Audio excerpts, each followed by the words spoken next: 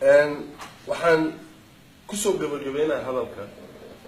dadka Soomaaliyeed waa dad aad iyo aad u firfircoon dhibaatooyin badan waa qabnaa laakiin si hadii loo fiiriyo dad geesiin baan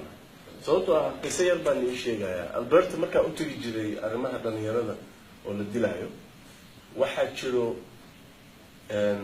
gobolka Alberta Canada waa wadan federal ah sidii Mareykanka marka waagii aan Alberta tagay nin oo journalist ah baa Soomaalida wuxuu ka qoray maqaal qaldan uusan qofna kala tashan maqaalkii baa marka ka jawaabnay jawaabtiina waxaa u dirnay xildhibaanada gobolka Alberta markaas loo yaxataa ma ahayn ardayda marka ninka oo xildhibaanka Alberta gobolka Alberta baarlamaanka ku yaala ra'iisul baarlamaanka gobolka Alberta baa noo yahay annagoo Soomaali ah wuxuu yiri inaan iyo arkaano marka warqadda waxaan dirnay Isniinta Arbacaduna arkay marka soo galnay buu su'aal buu weydiiyay wuxuu yiri xafiiskan hadda taagantihiin ma taqaanin waqtiga ay ku qaadato qofka inuu appointment aniga ila yeesho markaas aan yiri may markaas uu yiri 3 bilood ay ku qaadataa macnaha maanta hadda qof uu yimaado u dhaho inaa ra'iisul baarlamaanka waa inaan arko 3 bilood ka bacdi ayaa chance la siinayo sababta schedule-kiisa aad u buuxa laakiin wuxuu yiri idinka Isniinta hadalkiina maqlay Arbacadana anaa niga codsaday inay timaadeen sababta ma taqaana ma yaani wuxuu yiri sababta waxa waa yiri 7-meeyadii baa waxa arki jiray dad Soomaaliyeed oo scholarship ku yimid oo wadankii Soomaaliya ka yimid oo Canada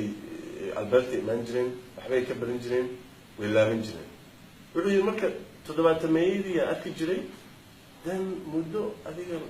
20 sano ma arkin dunyada waa ku diiday marka hadda waxa arkay inaad hadana Soomaaliya soo laabateen marka waxaan rabaa inaan arko okay waayahay okay waan aragtay soo maxaa noo sheegaysaa wuxuu yiri waxaan rabaa inaan ii sheego waan la yaabanahay wiil geesinimadiina wuxuu yiri wadanka wax yar aad joogtiin laakiin already waraqaa baarlamaanka u dilaysiin journalistiyaasha iska celinaysiin annagii baa challenge nagu haysiin gudiyadii baarlamaanka danaha expert ahaan usoo istaagteen doorasho u tartamaysiin wallahi wuxuu yiri dadkaysiin baa taa wuxuu yiri annaga wuxuu yiri dadka aan ka dhashay 3 generation nagu qaatay inaan macallin iskuul noqono idinkana wuxuu yiri idinkana hal generation gudihiisa baa baarlamaanka albaabadiisa garaacaysa marka runtii geesinimada oo Soomaalida iyo firfircoonanta wax weyn waayo oo wax badan la tari karo laakiin waxa la rabaa marka geesinimadaas iyo energy-gaas in loo leexiyo meesha saxda ah meesha saxdana waxa waaye walaalayaal inaad gashiin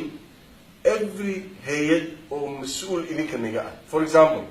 hadaa waalid tahay ilmahagana iskuul dhigtaan iskuulka xubnaha laga xukumo gal haddii aad truck driver tahay association-ka truck driverska boardkooda gal markaas go'aanada truck driverka laga gaaro miiskeeda fadhida hadaa miiska ka maqan tahay waa lagu cunahay ma miiska ku jirtaa